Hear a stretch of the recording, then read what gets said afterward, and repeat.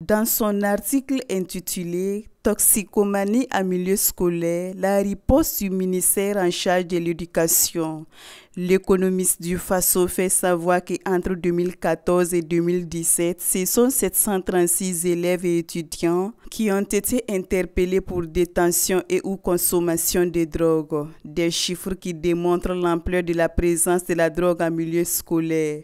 Pour stopper l'hémorragie, la secrétaire générale de la région du centre lance ici à l'école primaire Baogué la première phase de la campagne offensive contre la drogue en milieu scolaire. Un tel pays ne peut se construire qu'avec des filles et des fils responsables également, libérés de la drogue et tous ces fléaux qui entament la personnalité de nos enfants et de nos ressources humaines. Donc c'est un engagement vraiment à accompagner le SP en charge de la lutte contre la drogue qui abat un travail formidable pour qu'ensemble nous puissions bouter ce fléau de notre région et de notre pays. Nous avons dit à ces jeunes qu'ils sont la richesse de notre pays. C'est la première ressource de notre pays et nous devons travailler ensemble, main dans la main. Et vous savez que cette lutte, elle est multidimensionnelle, comme je l'ai dit. Chacun doit apporter sa pierre. À travers cette initiative, les structures attachées au ministère de la Sécurité veulent éradiquer le fléau de la drogue en l'attaquant à sa racine. D'où la décision de sensibiliser et prévenir les dangers liés à la drogue chez les élèves du primaire.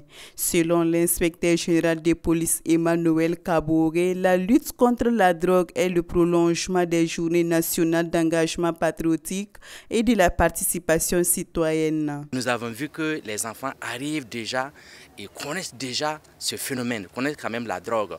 Et nous pensons que c'est par ignorance qu'ils rentrent dans la drogue. Donc nous avons dit, pourquoi ne pas aller à la racine pour couper le mal.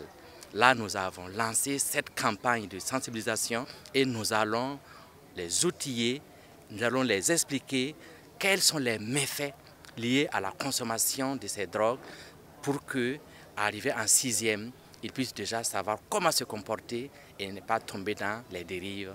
Parce que nous voulons des enfants dignes demain, des enfants qui puissent vraiment prendre la relève, comme l'a dit vraiment Madame la EGR. La première phase de la campagne offensive va durer une semaine et va toucher au moins 150 établissements scolaires issus des communes rurales de la province du Kadiogo et de la commune de Ouagadougou. D'autres campagnes seront lancées les jours à venir et vont concerner toutes les régions du pays.